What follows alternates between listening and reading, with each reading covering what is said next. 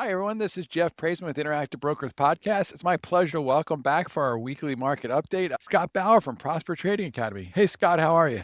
Jeff, I am great, especially after that Indiana Hoosier National Championship win the other night. Yes, no, congratulations to you. I know you have a big connection to the school. Yeah. Unfortunately, your Bears didn't come through for you, but No, that was an but exciting game, too. it was. But if one of the two had to happen, that was the really important one, was IU.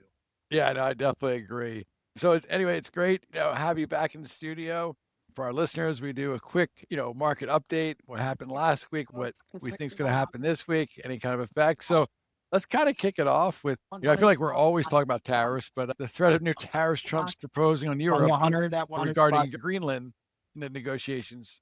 There any effect on the market yet, or is it more just like a wait and see what actually happens with this? No, I think we're seeing in real time, Jeff, the effect that it has. And, we could look at Trump's comments this morning when he was talking in Davos about not wanting to use force over Greenland and the whole tariff situation and what that did to the market. So I think this whole situation has really unnerved and rattled investors worldwide. We've seen the dollar really tumbling, following those latest threats over the territory. So it is definitely a fluid situation, something that we have to watch because the markets can really move on a dime on this news.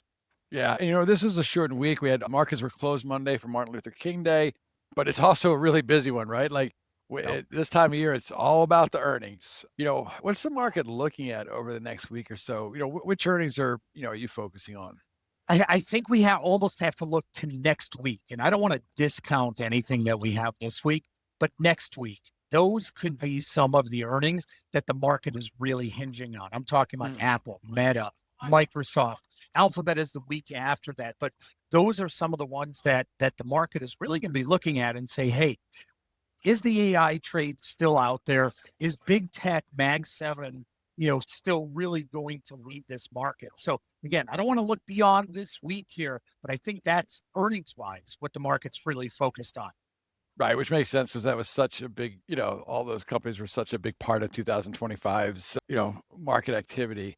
And, Scott, while earnings are, they're obviously going to be dominating the headlines, at least the business headlines. We also have some key economic data coming out over the next week or so, like, initial jobless claims on the 22nd. We got consumer confidence on the 27th. And of course, like the big one, right? The FOMC interest rate decision on the 28th. How much effect do these have on the market during earnings season? Or, as long as these numbers kind of fall in line with expectations, are they sort of like a non-event? Yeah, when these numbers come out and they're kind of in the normalized range here, maybe not as significant. But I think what's really significant is PCE, which comes out tomorrow. Is inflation coming down? There's, so much of the tug of war, yes or no. Also, something that I think people really need to be aware of. Tomorrow, we also get a 10-year TIPS auction. Now, TIPS, they're treasury securities. They're set up to protect people against inflation. And the 10-year, which, pretty much coincides with how the 10-year market is going right now. And we're seeing it, board over 420. It's almost 430 right now. I think that is going to be really important to watch tomorrow. Yeah, and then I want to switch gears for our final question. Talk about the oil industry. Like, how has it performed since Mendora's capture? And are there areas that may benefit more than others, such as maybe like drilling or exploration or production? I think it's really intriguing. And I say that because we all know that President Trump wants the big companies to get in there. They want to start drilling and they want to start, extracting the estimated 300 plus barrels of oil that's lying in the ground.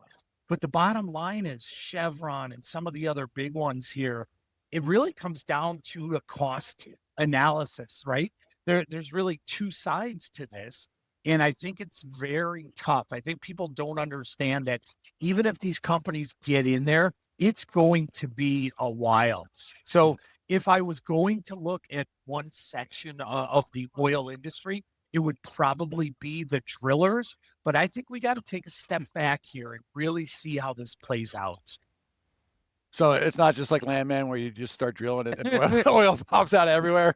Yeah. Well, I have a vision in my head of like a Three Stooges episode where they find oil. No, it's not like that. It's definitely more involved, and I think it'll, even if these companies go in there, it's going to take quite a while.